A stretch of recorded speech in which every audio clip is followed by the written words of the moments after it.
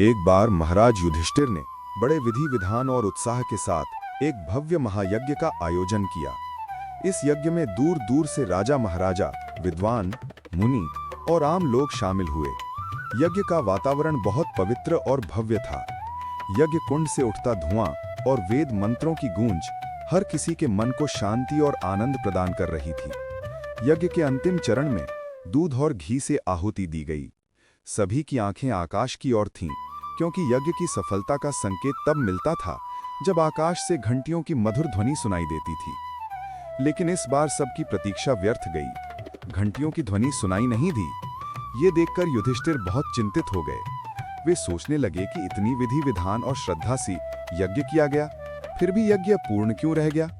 उनके मन में कई प्रश्न उठने लगे। क्या किसी नियम का उल्लंघन हुआ है? क्या किसी देवता का अनादर हो गया है? इस चिंता से ग्रस्त होकर युधिष्ठिर ने भगवान श्री कृष्ण से मार्गदर्शन मांगा। श्री कृष्ण, जो यज्ञ में उपस्थित थे, ने मुस्कुराते हुए युधिष्ठिर को सांत्वना दी और कहा, धर्मराज, यज्ञ में कोई कमी नहीं है, लेकिन यज्ञ की पूर्णता के लिए सिर्फ विधि विधान ही नहीं, बल्कि सच्चे हृदय से किए गए कर्मों की भी आवश्यकता होती है। युधिष्ठिर ने आश्चर्यचकित होकर पूछा, फिर यज्ञ अपूर्ण क्यों रहा? श्री कृष्ण ने उत्तर दिया, किसी भूखे, सच्चे और निश्चल व्यक्ति को भोजन कराना ही यज्ञ की सच्ची पूर्णता है।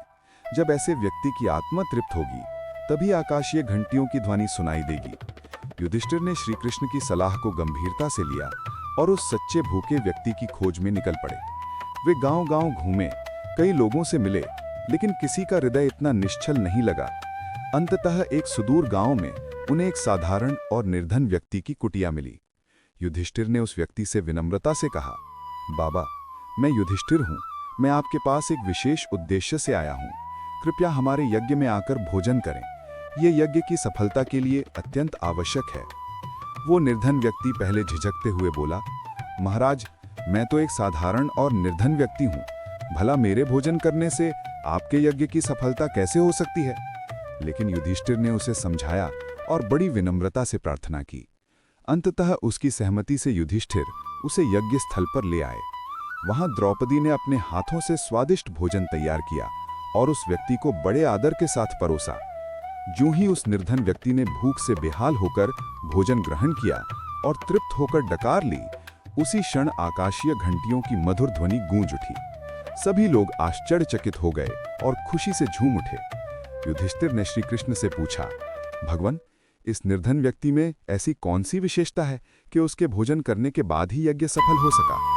श्री कृष्ण ने मुस्कुराते हुए उत्तर दिया, धर्मराज, ये व्यक्ति कोई विशेष नहीं है। ये केवल एक सामान्य, भूखा और निर्धन व्यक्ति है। आपने पहले जिन लोगों को भोजन कराया, वे सभी पहले से ही तृप्त थे। जो लोग पहले से ही संतुष्ट हैं, उन्हें भोजन कराना कोई महान कार्य नहीं है। लेकिन जो लोग वास्तव में भूखे और अतृप्त हैं, उनकी आत्मा को संतोष देना ही सबसे बड़ा यज्ञ है। यही सच्ची आहुति है। जब आपने इस भूखे व्यक्ति को भोजन कराया, तभी देवता प्रसन्न हुए और घंटियों की ध्वनि गूंजी। श्री कृष्ण के इन शब्दों से युधिष्ठिर और वहां उपस्थित सभी को यह महत्वपूर्ण शिक्षा मिली कि सच्ची सेवा वही है जो जरूरतमंदों की मदद से की जाए। केवल विधि विधान नहीं, बल्कि सच्चे हृदय से किए गए कर्म ही किसी यज्ञ की सच्ची सफलता का आधार होते हैं।